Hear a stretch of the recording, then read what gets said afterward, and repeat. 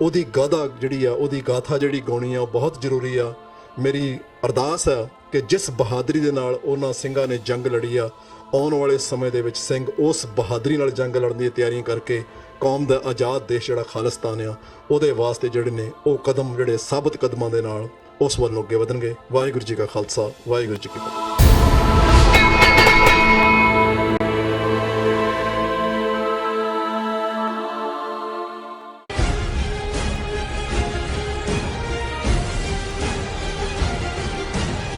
ਦਰਸ਼ਕੋ, break ਤੋਂ ਬਾਅਦ ਤੁਹਾਡਾ ਸਭ ਦਾ ਨਿੱਘਾ ਸਵਾਗਤ ਹੈ। ਵਿਊਅਰਸ, ਜਿਸ ਤਰ੍ਹਾਂ ਕਿ ਅੱਜ ਦਾ ਪਹਿਲਾ ਟੌਪਿਕ ਸੀ ਕਿ ਨਾਭਾ ਜੇਲ੍ਹ ਵਿੱਚ ਕੁਦਰਤੀ ਨਿਆਂ ਦੇਣ ਵਾਲੇ ਬਹਾਦਰ ਸਿੰਘਾਂ ਨੂੰ ਸਲਾਮ। ਸੋ ਡਾਕਟਰ ਸਾਹਿਬ ਨੇ ਇਸ ਉੱਪਰ ਆਪਣੇ ਵਿਚਾਰ ਦਿੱਤੇ ਨੇ। ਆਈ ਹੋਪ ਤੁਹਾਨੂੰ ਸਾਰਿਆਂ ਨੂੰ ਪਸੰਦ ਆਏ ਹੋਣਗੇ। ਹੁਣ ਆਪਾਂ ਜੋ ਅੱਜ ਦਾ ਅਗਲਾ ਇਸ਼ੂ ਹੈ ਉਸ ਉੱਪਰ ਆਪਾਂ ਡਾਕਟਰ ਸਾਹਿਬ ਦੇ ਉਹਨਾਂ ਦੇ ਵਿਚਾਰ ਸੁਣਦੇ ਹਾਂ। ਪਰ ਉਸ ਤੋਂ ਪਹਿਲਾਂ ਅਸੀਂ ਆਪਣੇ ਦਰਸ਼ਕਾਂ ਨੂੰ ਦੱਸ ਦਈਏ ਵਿਊਅਰਸ, ਜੇ ਤੁਸੀਂ TV 84 ਨਾਲ ਜਾਂ ਪ੍ਰੋਗਰਾਮ ਸੱਚੋ ਸੱਚ ਨਾਲ ਫੇਸਬੁੱਕ ਰਾਹੀਂ ਜੁੜੇ ਹੋ ਤਾਂ ਇਸ ਨੂੰ ਵੱਧ ਤੋਂ ਵੱਧ ਲਾਈਕ ਕਰੋ ਤੇ ਸ਼ੇਅਰ ਕਰੋ ਅਤੇ ਨਾਲ ਹੀ YouTube ਤੇ ਸਬਸਕ੍ਰਾਈਬ ਕਰੋ। ਇਹ ਵੀ ਦੱਸ ਦਈਏ ਕਿ ਤੁਸੀਂ TV 84 ਦੀ ਐਪ ਨੂੰ ਐਪ ਸਟੋਰ ਐਂਡ ਐਂਡਰੋਇਡ ਤੇ ਡਾਊਨਲੋਡ ਕਰਕੇ 24 ਆਵਰਸ TV 84 ਦੀ ਜੋ ਲਾਈਵ ਸਟ੍ਰੀਮ ਹੈ ਉਸ ਨੂੰ ਤੁਸੀਂ ਦੇਖ ਸਕਦੇ ਹੋ। Thank you so much. So keep watching TV 84। ਜੀ ਡਾਕਟਰ ਸਾਹਿਬ, ਕੀ ਕਹਿਣਾ ਚਾਹੋਗੇ ਜੋ ਅੱਜ ਦਾ ਸਾਡਾ ਅਗਲਾ ਇਸ਼ੂ ਹੈ ਉਸ ਉੱਪਰ? ਜੀ ਡਾਕਟਰ ਸਾਹਿਬ, ਦੇਖੋ, ਆਪਣੇ ਪ੍ਰੋਗਰਾਮ ਦੌਰਾਨ ਸਾਡੀ ਕੋਸ਼ਿਸ਼ ਇਹ ਹੁੰਦੀ ਹੈ ਕਿ ਕੋਈ ਵੀ ਜਿਹਨੂੰ ਲਫ਼ਜ਼ ਅਨਪਾਰਲੀਮੈਂਟਰੀ ਕਿਹਾ ਜਾਂਦਾ ਹੈ ਉਹ ਇਸਤੇਮਾਲ ਨਾ ਕੀਤਾ ਜਾਏ। ਭਾਵੇਂ ਇੰਡੀਅਨ ਸਟੇਟ ਇੱਕ ਦੁਸ਼ਮਣ ਸਟੇਟ ਹੈ ਔਰ ਉਹਦੇ ਜਿਹੜੇ ਵੀ ਕਰਿੰਦੇ ਨੇ ਉਹਨਾਂ ਪ੍ਰਤੀ ਜੀ, ਪਰ ਕਈ ਵਾਰ ਇਹਨਾਂ ਦੀਆਂ ਹਰਕਤਾਂ ਜਿਹੜੀਆਂ ਨੇ, ਜਿਹਨੂੰ ਨਸਲੋ ਹਰਕਤ ਅਸੀਂ ਕਹਿੰਦੇ ਹਾਂ, ਉਹ ਉਸ ਕਿਸਮ ਦੀਆਂ ਹੀ ਹੁੰਦੀਆਂ ਜਿਸ ਕਿਸਮ ਦਾ ਨਾਂ ਫਿਰ ਅਸੀਂ ਇਸਤੇਮਾਲ ਕਰਦੇ ਹਾਂ ਇਹਨਾਂ ਨੂੰ ਦੱਸਣ ਦੇ ਲਈ ਬਿਲਕੁਲ, ਕਿ ਇਹਨਾਂ ਦੀ ਹਕੀਕਤ ਕੀ ਹੈ, ਇਹਨਾਂ ਦੀ ਔਕਾਤ ਕੀ ਹੈ, ਜਾਂ ਇਹਨਾਂ ਦਾ ਸੋਚਣ ਦਾਇਰਾ ਕੀ ਹੈ। ਹੁਣ ਜ਼ਾਹਰ ਹੈ ਕਿ ਜਦੋਂ ਅਸੀਂ ਕਿਸੇ ਨੂੰ ਮੰਕੀ ਕਹਿੰਦੇ ਹਾਂ, ਬਾਂਦਰ ਕਹਿੰਦੇ ਹਾਂ, ਸੋ ਉਸ ਦੇ ਵਿੱਚ ਇੱਕ ਉਸ ਦਾ ਬਿਹੇਵੀਅਰ ਵੀ ਜੁੜਿਆ ਹੁੰਦਾ ਹੈ, ਮੰਕੀ ਬ੍ਰੇਨ ਵੀ, ਕਿਉਂਕਿ ਮੰਕੀ ਜਿਹੜਾ ਉਹ ਸਿਰਫ ਨਕਲ ਕਰਨੀ ਜਾਣਦਾ, ਉਸ ਨੂੰ ਕੋਈ ਹੋਰ ਨਹੀਂ ਹੁੰਦਾ। ਇਸ ਲਈ ਜੋ ਤੁਸੀਂ ਕਰਦੇ ਹੋ ਇਮੀਟੇਟ ਕਰਦਾ, ਤੁਹਾਡੇ ਵੱਲ ਦੇਖ ਕੇ ਉਹ ਜਿਹੀ ਕਰ ਰਿਹਾ ਹੁੰਦਾ। ਔਰ ਜਦੋਂ ਅਸੀਂ ਕਹਿੰਦੇ ਹਾਂ ਬਾਂਦਰਾਂ ਦੇ ਸਿਰ ਤੇ ਬਨਾਰਸ ਦੀਆਂ ਟੋਪੀਆਂ, ਤੇ ਫਿਰ ਜ਼ਾਹਰ ਹੈ ਕਿ ਇਹ ਵੀ ਬਾਂਦਰਾਂ ਦੇ ਹੱਥ ਬਨਾਰਸ ਦੀਆਂ ਟੋਪੀਆਂ ਨੇ, ਕਿਉਂਕਿ ਉਹਦੇ ਸਿਰ ਤੇ ਪਾਈ ਹੋਈ ਸੀ ਵਪਾਰੀ ਦੇ, ਉਹਨਾਂ ਨੇ ਵੀ ਉਹ ਚੁੱਕੀਆਂ ਸਿਰ ਤੇ ਪਾ ਲਈਆਂ, ਤੇ ਉਹ ਜਦੋਂ ਜਾਗਿਆ ਉਹਨੇ ਸੁੱਟੀ, ਉਹਨਾਂ ਨੇ ਵੀ ਸੁੱਟਤੀਆਂ, ਕਿਉਂਕਿ ਇਮੀਟੇਟ ਨਕਲ ਕਰ ਰਹੇ ਨੇ। ਲੇਕਿਨ ਨਹੀਂ, ਮੈਨੂੰ ਵੀ ਨਹੀਂ ਸੀ ਪਤਾ, ਕਿਉਂਕਿ ਜਦੋਂ ਇਹ ਈਵਨ ਕੋਈ ਵੀ ਝੂਠ ਬੋਲਦੇ ਨੇ ਫਿਰ ਟਪੂਸੀਆਂ ਮਾਰਦੇ ਨੇ। ਬਾਂਦਰ ਦਾ ਇੱਕ ਹੋਰ ਵੀ ਖਾਸਾ ਹੁੰਦਾ ਕਿ ਇੱਕ ਥਾਂ ਤੇ ਟਿੱਕੇ ਨਹੀਂ ਬਹਿੰਦਾ, ਉਹ ਇਧਰੋਂ ਇੱਧਰ, ਇਸ ਸਟੈਂਡ ਤੋਂ ਉਧਰ। ਉਸ ਦੇ ਲਈ ਕੋਈ ਉਹਨੇ ਬਣਾਉਣਾ ਵੀ ਕੁਝ ਨਹੀਂ ਹੁੰਦਾ। ਉਹ ਜਿਹੜਾ ਉਹਦੇ ਤੋਂ ਹੀ ਉਹ ਕਹਾਣੀ ਵੀ ਹੈ ਕਿ ਵੀ ਉਹਨੂੰ ਇੱਕ ਛੋਟੀ ਜਿਹੀ ਚਿੜੀ ਨੇ ਕਿਹਾ, ਮੀਂਹ ਪੈ ਰਿਹਾ ਸੀ, ਉਹ ਬੜੀ ਬੁਰੀ ਤਰ੍ਹਾਂ ਭਿੱਜ ਰਿਹਾ ਸੀ, ਉਹਨੇ ਕਿਹਾ, ਬਾਂਦਰ ਵੀਰਾ ਤੂੰ ਐਵੇਂ ਜੂ ਰਹਿਣਾ, ਟਪੂਸੀਆਂ ਮਾਰਦਾ ਰਹਿਣਾ, ਕੋਈ ਮਿਹਨਤ ਮੁਹਨਤ ਕਰਕੇ ਆਪਣਾ ਵੀ ਤੂੰ ਕੋਈ ਘਰ ਘੁਰ ਬਣਾ ਲਿਆ ਕਰ, ਔਖੇ ਵੇਲੇ ਵੀ ਹੋਏ। ਕਹਿੰਦਾ ਠੀਕ ਹੈ। ਉਹ ਜਿਉਂ ਹੀ ਥੋੜੀ ਜਿਹੀ ਬਾਰਿਸ਼ ਘਟੀ, ਉੱਪਰ ਚੜਿਆ, ਮਾਰਿਆ ਪੰਜਾ, ਉਹਦਾ ਆ ਲੈਣਾ ਵੀ ਤੋੜ ਤੋੜ ਕੇ ਉਹ ਮਾਰਿਆ, ਆ ਲੈ ਕੇ ਉਹਨੂੰ ਸੁਣਾ ਦੇਣ ਲੱਗੀ ਹੈ ਤੂੰ। ਸੋ ਮਤਲਬ ਇਹ ਹੈ ਵੀ ਇਹ ਵੀ ਬਾਂਦਰ ਦਾ ਇੱਕ ਕਰੈਕਟਰ ਹੁੰਦਾ ਕਿ ਵੀ ਉਹਦੇ 'ਚ ਨਾ ਉਹ ਸੁਣਨ ਦੀ ਸਮਰੱਥਾ ਹੁੰਦੀ ਹੈ, ਨਾ ਹੀ ਉਹ ਜਿਹੜਾ ਇਸ ਤੋਂ ਬਿਨਾਂ ਕਿ ਉਹ ਅਜੀਬੋ ਗਰੀਬ ਹਰਕਤਾਂ ਕਰੇ। ਸੋ ਇਹਨਾਂ ਦੀਆਂ ਜਿਹੜੀਆਂ ਹਰਕਤਾਂ ਨੇ ਮੋਦੀ ਕਿਆਂ ਦੀਆਂ ਔਰ ਇਹ ਦਿੱਲੀ ਦੇ ਹਾਕਮਾਂ ਦੀਆਂ, ਇਹ ਬਿਲਕੁਲ ਬਾਂਦਰ ਕੈਟਾਗਰੀ 'ਚ ਕੁਆਲੀਫਾਈ ਕਰਦੀਆਂ। ਪਰ ਮੈਨੂੰ ਹੈਰਾਨੀ ਹੋਈ ਵੀਕਐਂਡ ਤੇ ਜਦੋਂ ਮੈਂ ਇਹ ਖਬਰ ਦੇਖੀ ਕਿ ਉਹਨਾਂ ਨੇ ਹੁਣੇ ਡਿਸਕਲੋਜ਼ ਕੀਤਾ ਹੈ ਕਿ ਜੀ ਜਿਹੜਾ ਅਸੀਂ 26 ਫਰਵਰੀ ਨੂੰ ਬਾਲਾਕੋਟ ਆਪਰੇਸ਼ਨ ਕੀਤਾ, ਜਿਹਨੂੰ ਪਹਿਲਾਂ ਤਾਂ ਬੜਾ ਵੱਡਾ ਆਪਰੇਸ਼ਨ, ਘੁਸ ਕੇ ਮਾਰਾ, ਇਹ ਤਾਂ ਉਹਨਾਂ ਇਲੈਕਸ਼ਨਾਂ 'ਚ ਵੇਚਿਆ ਕਿ ਉਹਦਾ ਨਾਂ ਹੀ ਜਿਹੜਾ ਆਪਰੇਸ਼ਨ ਮੰਕੀ ਰੱਖਿਆ ਸੀ। ਸੋ ਮੈਂ ਕਿਹਾ ਵੀ ਇਹ ਤਾਂ ਵਾਕਈ, ਇਹ ਤਾਂ ਫਿਰ ਅਸੀਂ ਐਵੇਂ ਨਹੀਂ ਕਿਹਾ, ਉਹ ਜਿਵੇਂ ਕੋਈ ਹਕੀਕਤ 'ਚ ਹੀ ਬਾਂਦਰ ਨੇ, ਬਾਂਦਰਾਂ ਤੋਂ ਬਿਨਾਂ ਕੋਈ ਹੈ ਨਹੀਂ। ਹੁਣ ਸਮੱਸਿਆ ਇਹ ਹੁੰਦੀ ਹੈ, ਔਰ ਅਕਸਰ ਜਿਹੜਾ ਅਸੀਂ ਇਹ ਕਹਿੰਦੇ ਹਾਂ ਕਿ ਵੀ ਇੱਕ ਝੂਠ ਨੂੰ ਲੁਕਾਉਣ ਲਈ 100 ਝੂਠ ਬੋਲਣਾ ਪੈਂਦਾ।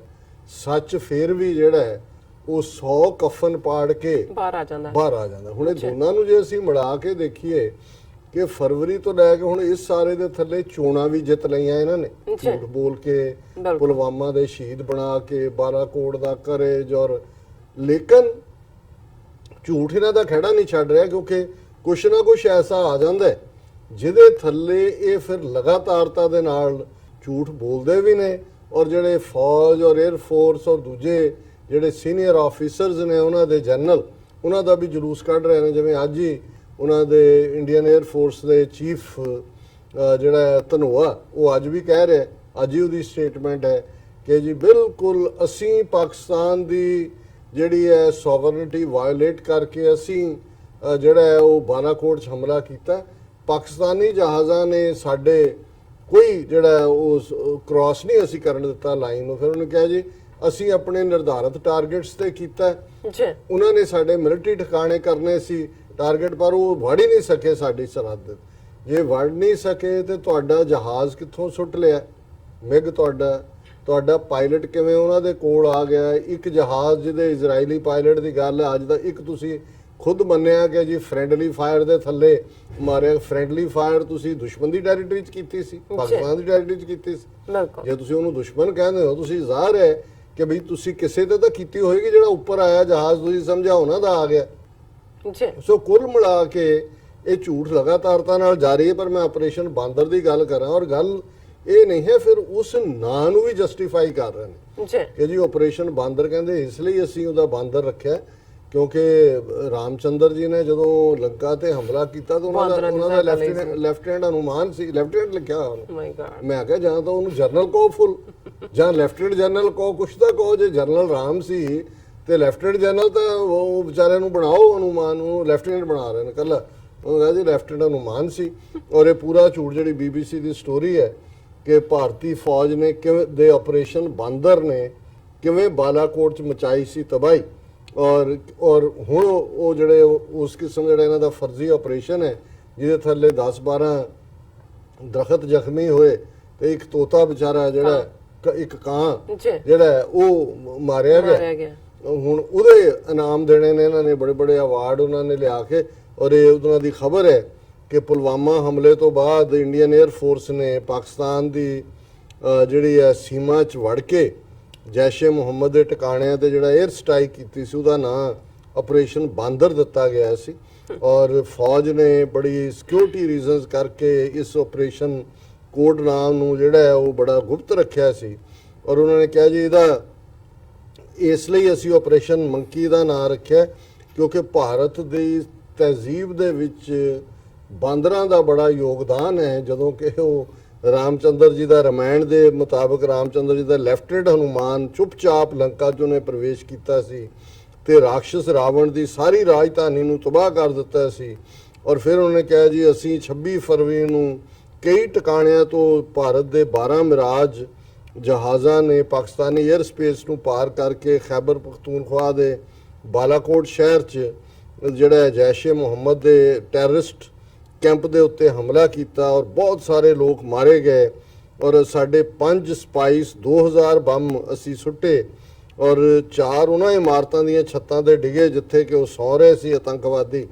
ਹਮਲਾ ਜਿਹੜਾ 3:30 ਵਜੇ ਹੋਇਆ ਔਰ ਜਿਹੜੇ ਨੇ ਕੁਝ ਮਿੰਟਾਂ ਦੇ ਵਿੱਚ ਹੀ ਆਪਣਾ ਟਾਰਗੇਟ ਪੂਰਾ ਕਰਕੇ ਸਾਡੇ ਜਹਾਜ਼ ਜਿਹੜੇ ਨੇ ਆਪਣੇ ਟਿਕਾਣਿਆਂ ਤੇ ਵਾਪਸ ਆ ਗਏ।